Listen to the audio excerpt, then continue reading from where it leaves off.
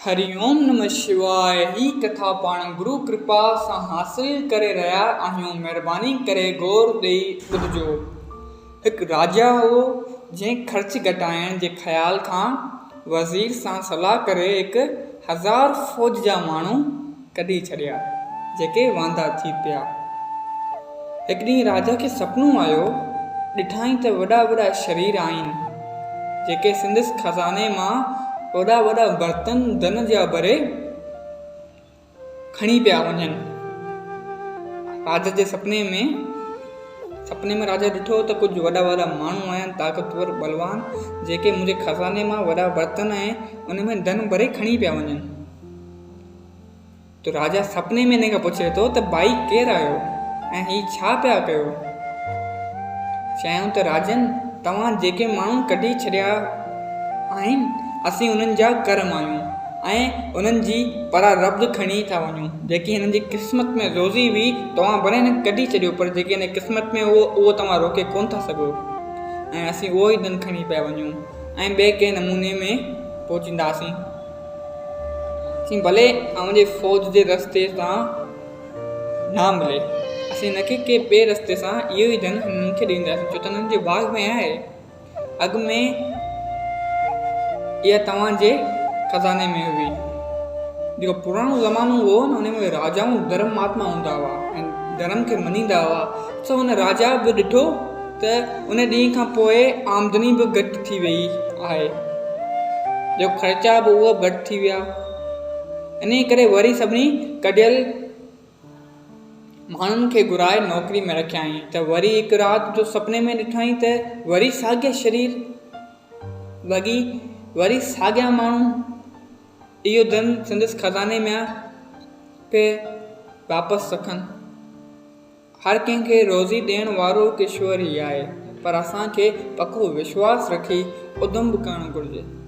सुख जा कम, भलाई जा कम घणा कजनि ऐं ॿियो उधम बि थोरो कजे त ज़रूरु सुख प्राप्त थींदो। वधीक भॻवानु हिन श्लोक में फरमाए थो त ज्ञानवान इन्हनि इंद्रियनि जे कर्मनि में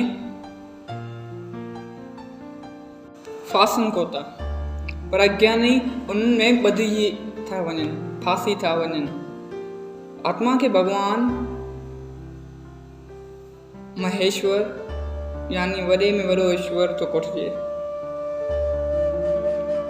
शास्त्रनि में 5 ईश्वर चया विया आहिनि ऐं हिकु महाईश्वर। 5 ईश्वर आहिनि गणपति यानी गणेश भॻवानु। हर कार्य में अव्वल उन जो पूजन थिए त विघ्न न पवंदो। शिव भॻवानु, गोपति यानी पृथ्वी जो पति विष्णु भॻवानु, गिरजा यानी पहाड़ मां पैदा थियल पार्वती ऐं गणेश यानी सूरज भॻवानु, सूर्य भॻवानु। इहे जेके 5 भॻवान जा नाला वठनि, 5 ईश्वर, उन्हनि जे मथां हिकिड़ो महाईश्वर जेको आत्मा आहे। महाईश्वर आहे निराकार भॻवानु, असांजो आत्मा, जंहिंखे ब्रह्म बि कोठिजे थो। सवाल थो थिए त महाईश्वर असांजो आत्मा आहे या परमात्मा आहे। भॻवानु चवे थो इहो परमात्मा जो आहे, इहो हिन देह में आहे। उहो ई पुरुष परे यानी सभ खां वॾो पुरुष ऐं सभिनी खां परे आहे।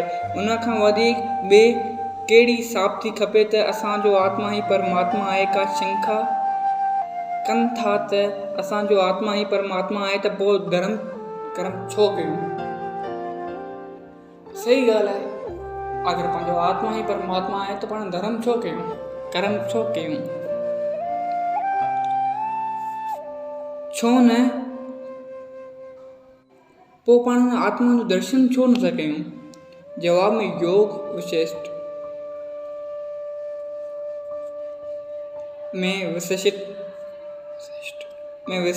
मुनि चयो आहे त हिकु पुरुष वटि ॻऊं आहे जो खीर ॾींदी रहंदी आहे। उहो खीर हू पीए थो, ॼमाए लस्सी बि करे थो, मखण बि उन मां कढे थो। हिकु ॾींहुं उहा गांइ बीमार थिए थी ऐं कंहिं हकीम खेसि ॾस ॾिनो त हिनखे 3 ॾींहं रोज़ अधु पाउ मखण ऐं सवा तोलो कारा मिर्च कुटे मिलाए खारा त उनजी बीमारी लही वेंदी। हिन ख़्यालु कयो त उन जे खीर मां रोज़ अधु पाउ मखणु निकिरंदो आहे, सो तकलीफ़ छा जी वठां। 3 ॾींहं खीर ई नथो ॾुआं त मखणु अंदरि रहंदो। बाक़ी सवा तोलो मिर्चनि जो कुटे खेसि चटायाई। उन 3 ॾींहं ईअं ई कयो त पोइ बीमारी त ही करे वधी वई। ना हिकिड़ो गऊं हुई जेको विशेष मुनी मिसाल तौरु हिकिड़ी गऊं हुई जेको अवां डेली अधु पाउ मखणु ॾींदी हुई, माना घी जे छा पंहिंजो खीर जे ज़रिए। त कॾहिं बीमार थी पई, हकीम चयो 3 ॾींहं हिनखे दवा लॻंदी। त दवा कहिड़ी आहे त अधु पाउ मखण जो ऐं सवा तोलो कारा मिर्च कुटे मिलाए खारायो त हिनखे बीमारी लही वेंदी।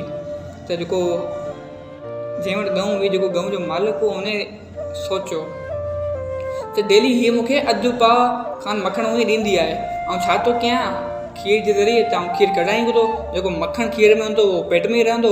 छा थो कयां, सिर्फ़ु सवा तोला मिर्च कुटे हिनखे चटायां थो त मखण जो मखणु थी वियो ऐं पंहिंजो सवा तोलो मिर्च बि थी वियो। त हिन बीमारी लाहिणु खपे 3 ॾींहं ताईं। त 3 ॾींहं थिया त हिन बीमारी न वधी वई ऐं इहो बिल्कुलु घणो बीमार थी पई। वञी हकीम सां ॻाल्हि कयई ऐं चयईं त साईं हली गऊं ॾिसो ऐं ॿियो को ॾस ॾियो। हकीम पुछियसि त दवा ॾिनी हुई, मखणु पंहिंजे हथ सां खारायो हो या की नौकर ते हुकुम कयो हो। हिन सारी ॻाल्हि करे ॿुधाई त ही ख़्यालु करे मूं 3 ॾींहं खीर कोन ॾुधो ऐं रुॻा कारा मिर्च खाराया अथमि। हकीम चयसि त अड़े अकल जा अकबर, इहा तुंहिंजी बेवकूफ़ी आहे। खेसि सम्झायईं त खीर मां मखणु कढी उन खे खारा। हिन ईअं ई कयो त हू चाक थी पई।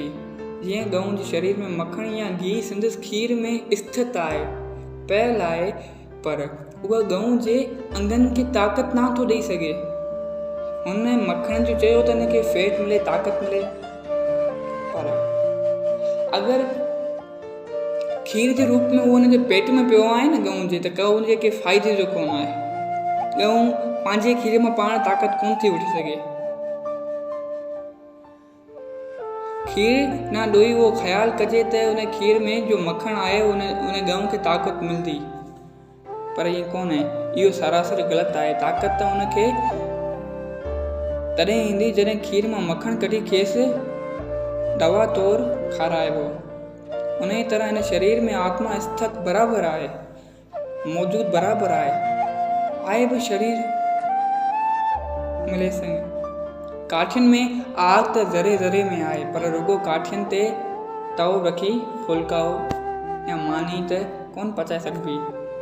काठियुनि में जा भरी पई आहे, उन्हनि खे बाहि ॾियणु त ज़रूरी आहे, उनखे यतन सां प्रगट करणु ज़रूरी आहे। हाणे ॾिस, ॿिए में एग्ज़ाम्पल में ईअं ई आहे त बाहि त हर काठी ॿरी सघे थी, पर पाणे का बि शइ कोन बनंदी। हिन में इहा क्वालिटी आहे, हिन में इहा ख़ुशियात आहे त ॿरे सघे थी, मगर पाणे त कोन बनंदी। हिन लाइ असांखे यतन करणो पवंदो, माचिस ॿारे हिनखे तीली ॾियणी पवंदी। ईअं ई आत्मा पंहिंजे अंदरि मौजूदु त आहे, पर पाणे प्रगट थोरी थींदी, यतन त करणो पवंदो। तॾहिं रधण पचाइण जा कार्ज निकिरी सघंदा। आत्मा आहे त शरीर में, पर परे आहे, शरीर खां परे आहे, अंदरनि ऐं अंदरनि खां परे, मन खां परे आहे बुद्धि, ऐं बुद्धि खां बि परे आहे आत्मा। जिते तव्हांजी सोच बुद्धि को थी पहुची सघे, उते आहे आत्मा। उन आत्मा खे अंदरि ई ॻोल्हे लहिणो आहे, जो कार्य हिन मनुष्य चोले में ई थी सघंदो। ॿिया चोला, ॿिया 83,99,999 यूनियूं ईअं आहिनि। सिर्फ़ु हिकु इंसान जी यूनी में ई पाण इहो परामर्श जो क्रम करे सघंदासीं। जीअं अखियुनि में मोतिया बंदि हूंदो आहे त वेझी शइ बि परे ॾिसण में ईंदी आहे। ऐं पूरी ॾिसण में ईंदी आहे ऐं परे पे वसंदी आहे। तीअं ई परमात्मा बि असांजे अखियुनि जे पलकनि खां बि वेझो आहे। जीअं पंहिंजे अखियुनि में पलकनि में बिल्कुलु फ़ासिलो माना आहे ई कोन, तीअं परमात्मा ऐं आत्मा में फ़ासिलो बि कोन्हे, पर ॾिसी सघिबो ज्ञान वारनि अखियुनि सां।